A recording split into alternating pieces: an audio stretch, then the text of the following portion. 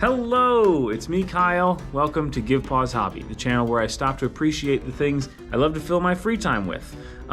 Today, for those fans of the series or followers of the show, you will recognize the hot air balloon head facial hair. This is a product of what my middle school band students choose to do with my beard. Once a month, it all has to come off for drill weekends with the guard band.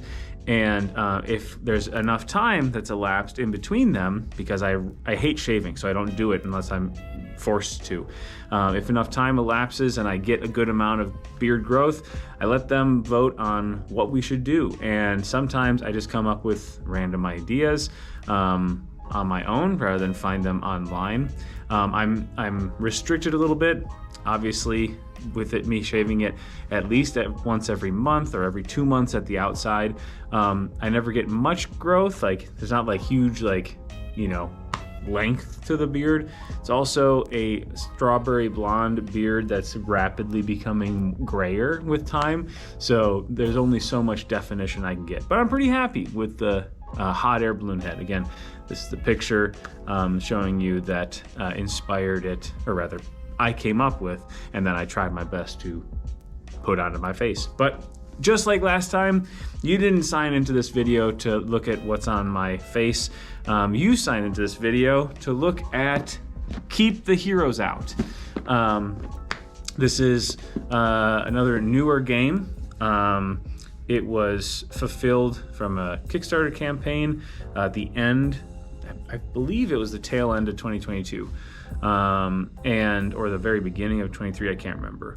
But in any case, it is a cooperative deck building kind of tower defense game where you are actually the monsters. You want to, as the name implies, keep the heroes out. So each player is going to take control of kind of like a classic trope, like a monster trope, and each one of those has not only a cool, like, different set of abilities, but just the most adorable meeples. So again, this is the WATA series, as you should know if you clicked on the video. So what's all this about? Part one, which part one is always just opening up the box and showing you the cool stuff that's inside. There's normal standard size box, normal standard size weight, but as I think you'll see, some non-standard amount of cuteness and some really nice components. But then next time we'll talk about how they all work together, the game that goes on behind the scenes, because as I say on the channel, board games are just boxes of toys that come with rules. I think, to me personally, the board games that resonate the best are those that, not necessarily the most over-the-top components, just the ones that give you that, just something to, have some tactile, just kind of enjoyment while your brain is kind of working through whatever puzzles may be at hand. So with that, let's get over to the table and I'll show you what's inside Keep the Heroes Out. All right, here's Keep the Heroes Out. In a nice, clean, kind of little bit cutesy art style, but I'm into it. So let's see what's inside. First of all, we got our rule book and our dungeon book. So this is the dreaded square shape rule book, I know. It's not overly large because the box is like the standard size, but still. So pretty nice, has a nice reference guide on back, turn structure, what the actions can do, which is super helpful. Then the dungeon book, because this actually, now it's not like a game that's going to be changing. You're not going to tear up cards, you're not changing anything. It's just, gives you these, I think there's what, 20 different scenarios that I would imagine are increasing in difficulty. I've only done the first 4 or so, but different ways of setting up the game that follow the same rule structure, just kind of, make different things out of it. Again, back of the book is this is to really useful benefit. This is the Hero Invasion, bumped the camera there. The Hero Invasion flowchart, which seems like overkill, and you're like, well, I kind of know how it goes, just follow it. Answer all the questions, see where it takes you, because there's a good chance you could miss something if you don't. So those are the 2 rule books. So inside, the biggest thing here in terms of size, definitely not in terms of excitement, but in terms of size, are the different boards themselves, which are, there's a decent little variety here. Every board has a nice artwork that there's 2 of every type of room. Aside from this one, there's only one, I think, like treasure room, but there are 2 of the cross sword rooms, there are 2 of the monster rooms, there are 2 of the bones rooms, and depending on the scenario you choose, it's going to tell you exactly which ones you're going to put down. Now later in the game there might be times when it does randomize. Ooh, actually there are 3 of those ones, so I was wrong about the 2 of everything. I thought there were just 2 of each. I'm incorrect. It's usually going to tell you exactly which one to put down. The jail cell is going to be in every single one of the game, and then these are some other extra ones that might be in there, but it'll tell you which ones to use, how to set them up, and then in the upper right, aside from just the nice different image on the board, is the ability that the room grants you. And again, it's going to be super helpful to have your little chart on the back of the rule book. So none of them are super crazy or anything. You'll probably get used to them over time, because you'll see the same symbols over and over, but it is, again, nice to have the rule book handy for not quite knowing how something works. Have a couple of reminders. This is handy. I can't remember. There was one issue I had with it, and I can't remember what it was now.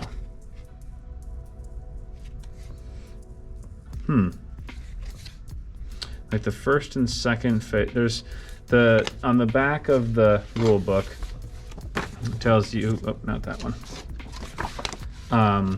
There are, everything can be played at 3 different difficulty levels. So family, you're always going to do 2 waves of the game, which are going through the deck, the hero invasion deck, twice. So on wave 1, reveal 1, wave 2, reveal 2. Challenging, wave 1, reveal 2, wave 2, reveal 2. Hardcore, wave 1, reveal 2, wave 2, reveal 3. So yeah, I can't quite remember what my beef was with with the thing, but oh well. But this is essentially, you put this underneath the deck, and it reminds you your difficulty level, how many cards you're going to draw, and then once you're at the bottom, you're going to maybe that's what it was. Like, it would have been nice if it was just like, wave 1, wave 2, like on the back, like you just flipped over the same one. I don't know, that seems like a pretty small complaint. Pass, Kyle, get over yourself. Okay, I'm gonna save the really cool stuff for a little bit. So we got a little baggie of some tokens. Mostly these are the treasure chests, which are 3, the number of heroes that need to be in that room to get looted, and when they do, bad things happen. So usually in games, treasure chests are good.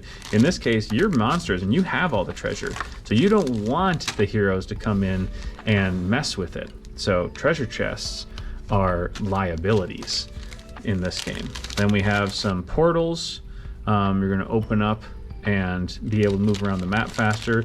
A couple other things, like who's active, or rather how many actions you've taken, and some heart tokens. Again, saving the cool stuff for last. Here's the little baggie of resources in the game, which are, like everything else, pretty adorable. You have a chunky coin, you have a book for spells, you have a bone, which you're going to use for getting like animal pets and familiars, trap to take care of some heroes, and then a frog, which is the currency you'll be spending to make potions, which totally tracks. Just a little punch board, but double-sided, nice quality. Now this, I have the standard edition. I did not go for the deluxe, because these are the heroes, and in the deluxe version, these are like wooden minis, like you'll see for the other ones. Wow, I cannot draw these other colors to save my life. So there are 4 different types. There are like barbarians, wizards, archers, and rogues or thieves or whatever. And every one of them has they are spent side, and then the colorful, like I am active and doing stuff. To me, this was an important, I mean, when you set up the board, as you'll see in the cool ideas thing next time, it can get a little bit busy. And to me, having these that just become like black and white and grayed out so your eyes aren't drawn to them is really beneficial, because if you use the other like fancy version of the heroes, they were actual wooden meeples, which then would stand up when they're ready to play and lay down and not, which I guess is clear enough too. But again, I think I like this because it just doesn't clutter the the board as much. So then you have a few decks of cards. So here is the standard deck. So this is all like when you're drawing through the invasion deck, it's going to tell you which heroes invade. So you're always going to have that. So I separate it by putting a different direction, because then you have this other deck, which is separated into the upper right corner. The numbers there are for the different scenarios. So some of them, I think most of them are, oh, that's not, most of them I think are 2 cards. This one is 4. This one is 2, that one is 2. So depending on what scenario you're using, or the 20th one, which is just a whole new deck of like leveled up heroes, you're going to shuffle those into the main deck. So the invasion deck is just going to be different depending on which scenario you're in. And that's how, in terms of that, you get ready for the different scenarios. All right, so I should show this next. Here are all the different heroes, and on the back it's always nice. This is a just kind of like a general overview of the turn. So I love this in games where there are different factions you can choose between. The player boards just become reminders for you to pass out, whichever ones you're not using. So all the different, I mean, these are just so adorable. All the different like monster factions, they will have a few things. They will have at the bottom tells you how many meeples you get, how many health each of them have. Most of them just have 1 health per meeple, and then how many cards you get, which I think all of them are 10. I'm actually not sure why they had to put that on there. Maybe just to remind you to look for those 10 before you pack it up. And then a couple other things. Tells you where you're going to start your meeples. So your 2 meeples have to go between any of the hat icons in the game.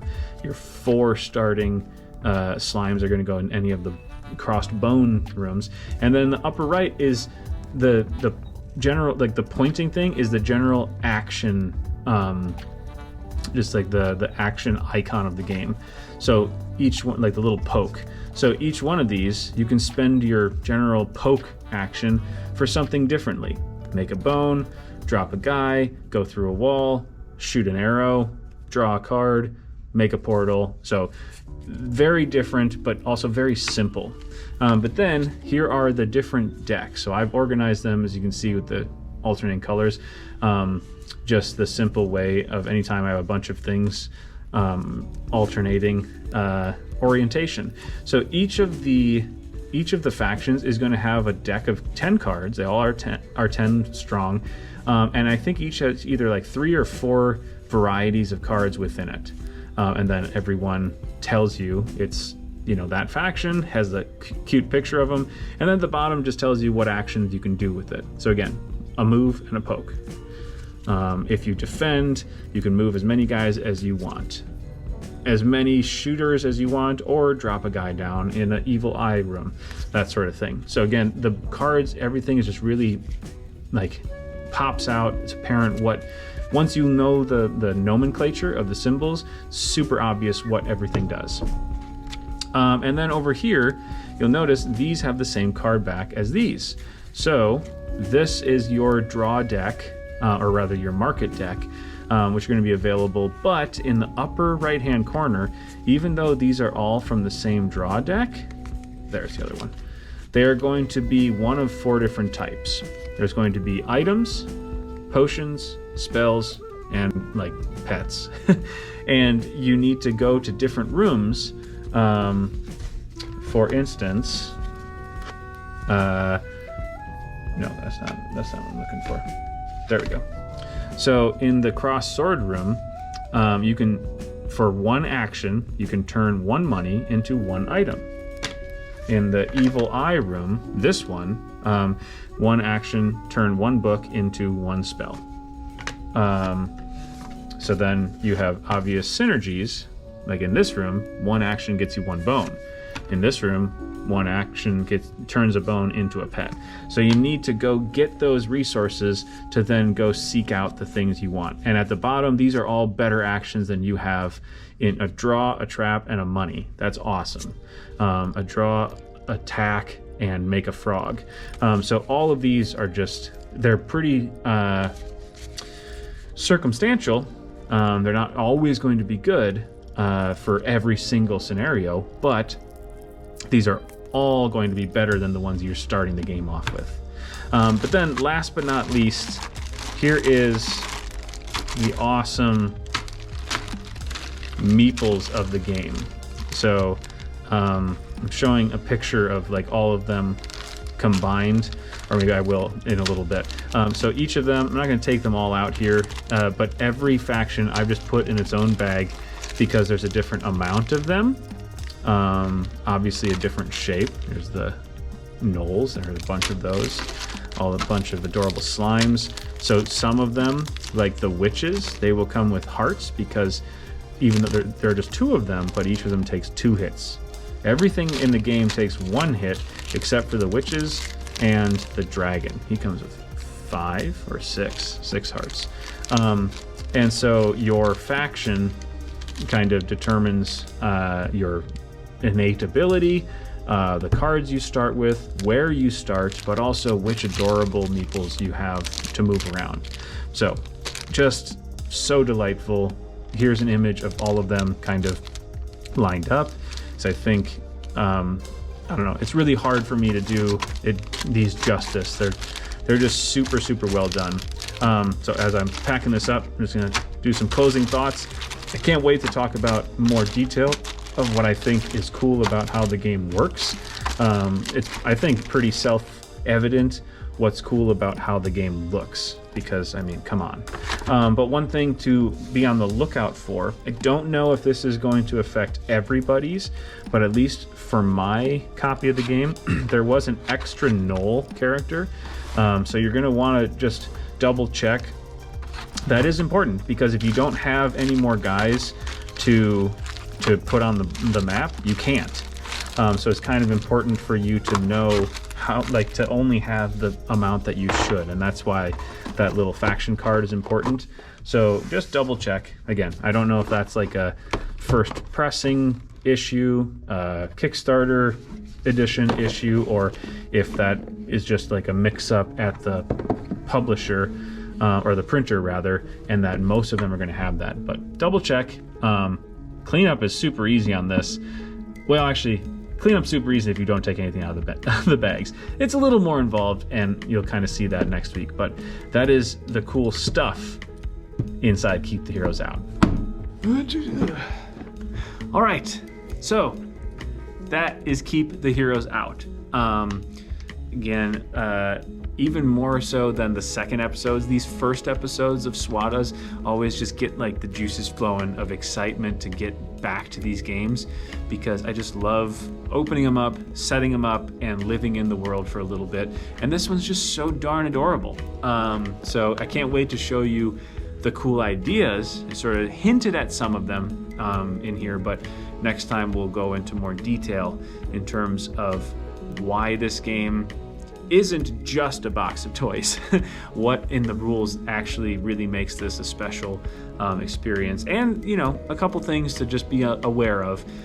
It's not all 100% hits, but pretty darn close, and I really enjoy it, so I'm excited to get back to it and show you what else resides within this box, mainly within the pages of those 2 square rule books next time, where you will not unfortunately see the hot air balloon head anymore. So sorry if you're a fan. I don't hate it, but I'm not gonna mourn its passing either. So I guess that's like a halfway being okay with it.